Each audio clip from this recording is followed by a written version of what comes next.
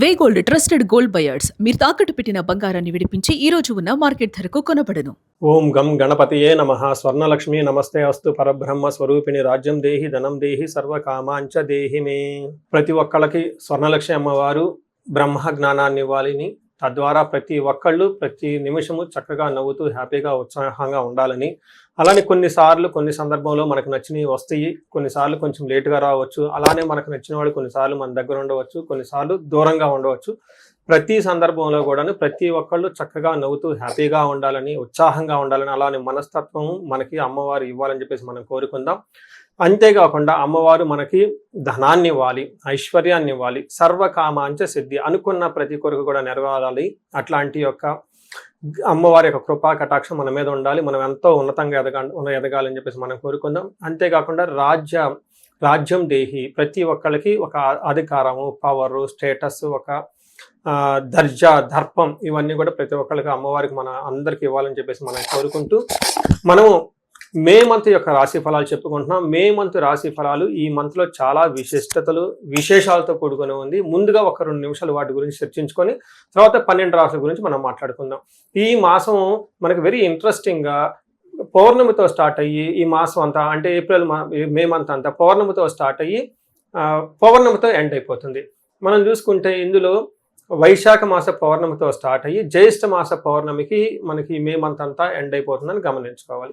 ఇందులో 3 ముఖ్యమైన విశేషాలు ఉన్నాయండి. ఒకటి, ఈ మంత్ మనకి బిగినింగ్ లోనే బుద్ధ పూర్ణిమతో స్టార్ట్ అయిపోతుంది. దీన్ని గురు పూర్ణిమ అంటారు, బుద్ధ పూర్ణిమ అని అంటారు, వైశాఖ మాస పూర్ణిమ అంటారు. చాలా చాలా విశిష్టత కలిగిన పూర్ణిమ. పర్టికులర్గా గురువుకు సంబంధించి, చంద్రుడికి సంబంధించి ఎవరైనా కనుక దోషాలు ఉంటే ఆ రోజున మెడిటేషన్, ధ్యానం చేస్తే చాలా బాగుంటుంది. కొన్ని వైష్ణవ టెంపుల్లో విష్ణుమూర్తికి కళ్యాణ మహోత్సవం కూడా జరుపుతూ ఉంటారు. చాలా చోట్ల జాతరలన్నీ జరుపుతూ ఉంటారు. ఒక వెరీ ఇంట్రెస్టింగ్, చక్కగా బాగా ఎంజాయ్ చేయవలసిన పౌర్ణమి వైశాఖ మాస పౌర్ణమి. తర్వాత మనకి 12 తారీఖు హనుమత్ జయంతి ఉంది. ఇది చాలా చాలా ముఖ్యం. పర్టికులర్గా ఏలినాటి శని ఎవరికైతే ఉంటుందో, తర్వాత కుజ దశ, కుజుడు అనుకూలంగా ఎవరికైతే ఉన్నారో వీళ్ళు ఈ హనుమత్ జయంతిని చక్కగా జరుపుకోవాలని నేను కోరుకుంటున్నాను. ఆస్ట్రాలజికల్గా అంటే జ్యోతిష శాస్త్రం ప్రకారం ఒక ముఖ్యమైన విషయం ఉందని అందరికీ బాగా తెలిసింది, కర్తరి అంటారు. అంటే సూర్యుడు కృతికా నక్షత్రంలో ప్రవేశించిన తర్వాత సూర్యుడి యొక్క తీవ్రత చాలా అధికంగా ఉంటుంది కాబట్టి ఈ 13 రోజులు 15 రోజులు కర్తరే అంటారు. ఈ రోజుల్లో ఎక్కువగా మంచి మంచి పనులు చేయకుండా నిషిద్ధం అని చెప్తూ ఉంటారు. 11వ తారీఖున కర్తెర స్టార్ట్ అవుతుంది, 28వ తారీఖు కర్తెర ఎండ్ అయిపోతుంది అనమాట. ఈ ఉన్న మధ్యలో 15-16 రోజులు మనం చూసుకుంటే కర్తరే అంటారు. ఈ కర్తెరలో జనరల్గా బావులు తవ్వటాలు, తర్వాత వ్యవసాయానికి సంబంధించిన పనులు స్టార్ట్ చేయటాలు, వివాహాలకు సంబంధించి లేదా కొంచెం గృహప్రవేశాలు లాంటివి చేయకుండా ఉంటే మంచిది. అయితే ఈ కర్తెర ఆధ్యాత్మికానికి సంబంధించిన పనులు చేయడానికి చాలా చాలా యోగ్యతనిస్తూ ఉంటుంది. హోమాలు చేసుకోవచ్చు, విద్యారంభం చేసుకోవచ్చు, చాలా మంచి మంచి పనులు, ఆధ్యాత్మిక సంబంధించిన ఎలాంటి పనులైనా చక్కగా చేసుకోవచ్చు. అలానే ఇంటికి సంబంధించిన పనులు, పాత ఇంటికి సంబంధించిన పనులు అవన్నీ చక్కగా చేసుకోవచ్చు. ఆల్రెడీ అంతకుముందు వివాహానికి సంబంధించిన పనులు చేస్తుంటే ఈ టైంలో కూడా కంటిన్యూ చేసుకోవచ్చు. అయితే కొత్తగా మాత్రం కొన్ని విషయాలు మాత్రం చేయకూడదని చెప్తుంటారు. సో ఇందులో ఇంతే కాకుండా జ్యోతిష శాస్త్రం ప్రకారం 4 గ్రహాలు ఈ మాసంలో కూడా మారుతూ ఉన్నాయి. ఇది కూడా ఒక ముఖ్యమైన విషయం. మనం ఇక ముందు వీడియోలో ఈ 4 గ్రహాల యొక్క ఇంపాక్ట్ ప్రతి రాశికి ఎలా ఉందో మనం తెలుసుకుందాం. మే మాసంలో కర్కాటక రాశి వారికి ఒక్క ముక్కలో చెప్పాలంటే బాగుందని మనం చెప్పుకోవచ్చు. చాలా గ్రహాలు అనుకూలంగా ఉన్నాయి.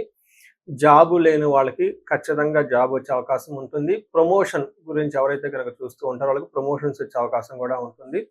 ఎవరైనా కనుక ఇప్పటిదాకా క్లారిటీ లేకుండా ఉంటే లైఫ్లో పర్టికులర్గా ఉద్యోగ రీత్యా చాలా క్లారిటీ వచ్చే అవకాశం ఉందని గమనించాలి.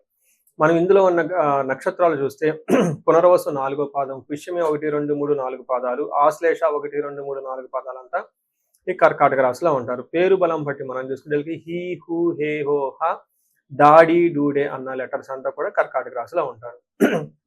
మనం ముందుగా చెప్పుకున్న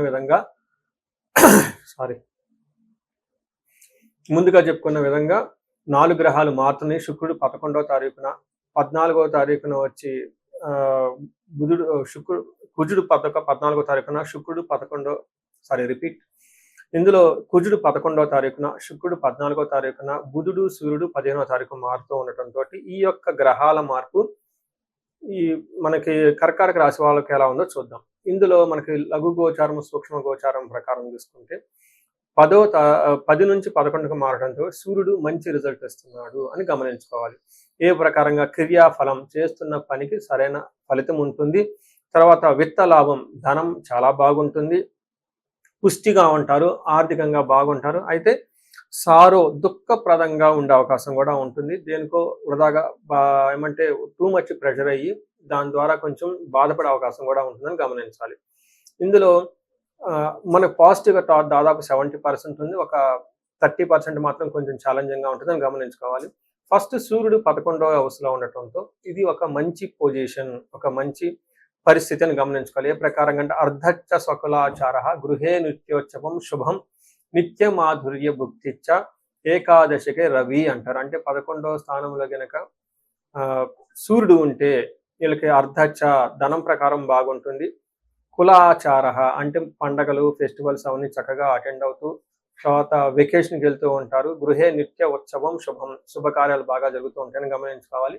నిత్య మాధుర్య భుక్తిచ్చ అంటే ఎప్పుడు చక్కగా మంచి మంచి పార్టీలు, ఫంక్షన్లు అటెండ్ అవుతూ చక్కగా ఉంటారని గమనించుకోవాలి. ఉద్యోగ ప్రాప్తి, ధనలాభము మంచి జరుగుతుందని గమనించుకోవాలి. అంటే సూర్యుడు ఒక మంచి పొజిషన్లో ఈ రాశి వాళ్ళకు ఉన్నారని గమనించాలి. అయితే కుజుడు వీళ్ళకి 10వ స్థానంలో ఉండటం, తర్వాత సదా ఉద్యోగ సంచారం, ఉద్యోగంలో బాగా తిరుగుతూ ఉంటారు. కొంచెం ప్రెషర్ ఉంటుందని గమనించాలి. నిత్య క్లేశం, సదా వ్యాధి, సదా భోజన దుర్బలం, టయానికి భోజనం తినకపోవటము, తద్వారా గ్యాస్ట్రైటిస్ రావటము, తర్వాత మానసికంగా టెన్షన్గా ఉండటం, గుబులుగా ఉండటము, ధైర్యం సాహసం లేకుండా నిరుత్సాహంగా ఉండే అవకాశం ఎక్కువ ఉంటుంది. తద్వారా జాబులో కూడాను విపరీతంగా తిరుగుతూ ఉండే అవకాశం ఉంటుందని గమనించాలి. అయితే శుక్రుడు వీళ్ళకి 12వ స్థానంలో ఉండటం ఇది ఒక మంచి పొజిషన్ అని చెప్పుకోవాలి. శుక్రుడు 12వ స్థానంలో ఉండటం విపరీతమైన ఖర్చు చేసే అవకాశం ఉంటుంది. ధన వ్యయం చేస్తూ ఉంటారు. అది కూడా బట్టలు కొనడానికి, ఫ్యాషన్కి, డిజైన్కి, వేరే వాళ్ళకి తిరగటానికి చేస్తూ ఉంటారు.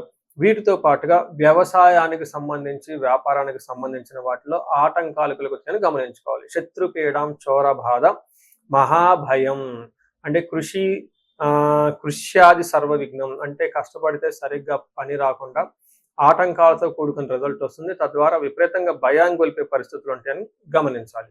అది మనం గ్రహాల ప్రకారం చూసుకుంటే ఎలా ఉందో చూసుకున్నాం. ఇప్పుడు మనం నక్షత్రం ప్రకారం చూసుకుంటే పునర్వసు, పుష్యమి, ఆశ్లేష 3 నక్షత్రాలు ఇందులో ఉంటాయి. ఇందులో పునర్వసు నక్షత్రం వాళ్ళకి చూసుకుంటే చాలా పాజిటివ్గా, లాభప్రదంగా ఉంటుంది, క్షేమంగా ఉంటుంది, సౌఖ్యంగా కూడా ఉంటుందని గమనించుకోవాలి. లాభప్రదంగా ఉంటారు, క్షేమంగా ఉంటారు, సౌఖ్యంగా ఉంటారు.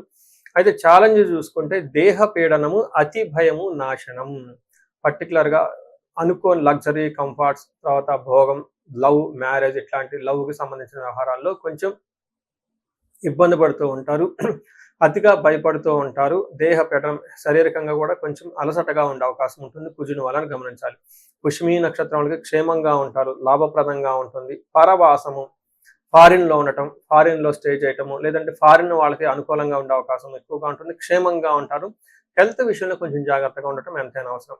అదే ఆశ్లేష నక్షత్రం చూసుకుంటే వీళ్ళకి చాలా క్షేమంగా ఉంటారు. పరవాసము, అవుట్ స్టేషన్లో ఉండటం, లేదంటే బయట ఊళ్ళల్లో వీళ్ళు అక్కడ ఉండే అవకాశం ఎక్కువ ఉంటుంది. వీళ్ళకి కూడా హెల్త్ కాంప్లికేషన్స్ ఉంటుంది. అతిగా భయపడే అవకాశం ఉంటుంది. సో వీళ్ళకి ఎక్కువగా చూసుకుంటే హెల్త్ కాంప్లికేషన్స్ వల్ల అతిగా భయపడే అవకాశం ఉందని గమనించాలి. ఇందులో మీరు రెమెడీస్ చూసుకుంటే పునర్వసు నక్షత్రం వాళ్ళకి సుఖంగా, కంఫర్టబుల్గా ఉండే విషయంలో కొంచెం ఇబ్బంది పడే అవకాశం ఉండటంతో రెమెడీస్లో చూసుకుంటే వీళ్ళకి ఫస్ట్ కుజుడికి సంబంధించి కొంచెం రెమెడీలు చేస్తే చాలా బాగుంటుంది. కందులను ధ్యానం చేయటం, హనుమాన్ చాలీసా చదవటము, లేదా సుబ్రహ్మణ్యేశ్వర స్వామి అష్టకం, భుజంగ స్తోత్రం చదువుతూ ఉంటే చాలా బాగుంటుంది. అయితే ఇండివిజువల్గా మనం చూసుకుంటే ఈ రాశి వాళ్ళకి ఆదిత్య హృదయ స్తోత్రం చదువుతూ ఉంటే చక్కగా జాబులో ప్రమోషన్స్ వచ్చే అవకాశం ఎక్కువగా ఉంటుంది. హనుమాన్ కార్యసిద్ధి మంత్రం చదివినా కానీ బాగుంటుంది. సో ఈ రాశి వాళ్ళకి ఒక బెస్ట్ టైం అయితే ఖచ్చితంగా ఉంది. ఛాలెంజెస్ చాలా తక్కువగా ఉందని గమనించాలి. సో ఇండివిజువల్గా జాతకం చూపించుకునే వాళ్ళకి స్క్రీన్ ద్వారా కనిపిస్తున్న నెంబర్ ద్వారా కనెక్ట్ అవ్వచ్చు. శుభం. ఈ రాశి వారికి ముఖ్యంగా ఎవరైతే ఏజ్ 35 నుంచి 45 మధ్యలో ఉన్నారో వాళ్ళకి ఒక రీసెర్చ్ గ్రూప్ లాగా స్టడీ చేస్తున్నాను నేను.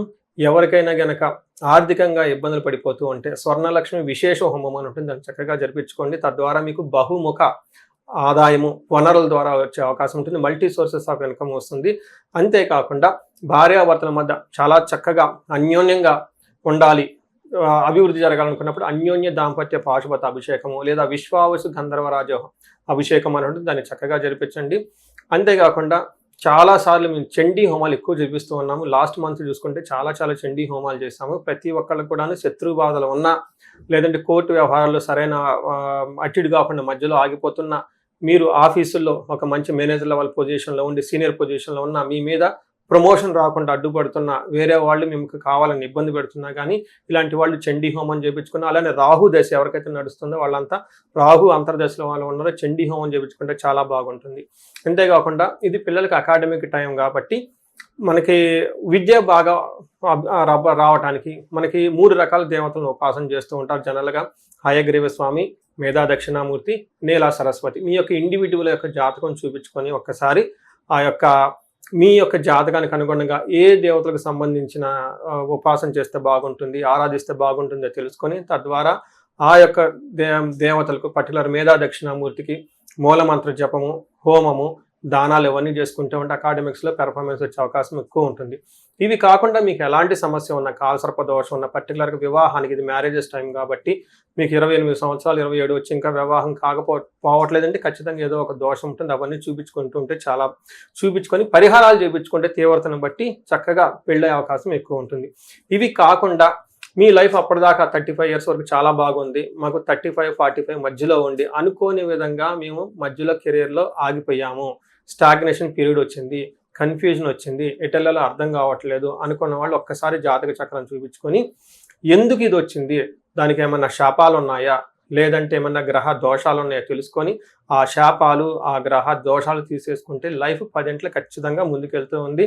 ఇంకా ఒకటి, ఎవరికైతే ఏలినాడు శని, అర్ధాశ్రమ శని, తర్వాత అష్టమ శని నడుస్తూ ఉందో వాళ్ళందరూ కూడాను చక్కగా సంపూర్ణ శాంతి పూజలు చేయించుకోవాలని చెప్పేసి, మీకు ఎలాంటి సమస్య ఉన్నా కానీ దానికి చక్కటి పరిష్కారం ఉంది. ఎలాంటి కన్ఫ్యూజన్ ఉన్నా దానికి పరిష్కారం మీ జాతకంలోనే ఉంది. చక్కగా పరిష్కారాలు చేసుకొని మీరు జీవితంలో 10 ఇంతలు ముందుకు ఎలా ఎదగాలని, మీకు అష్టైశ్వర్యాలు కలగాలి, భోగభాగ్యం కలగాలి, చక్కగా సమాజంలో ఉన్నతంగా ఉండాలని చెప్పేసి నేను కోరుకుంటున్నాను. నమస్తే.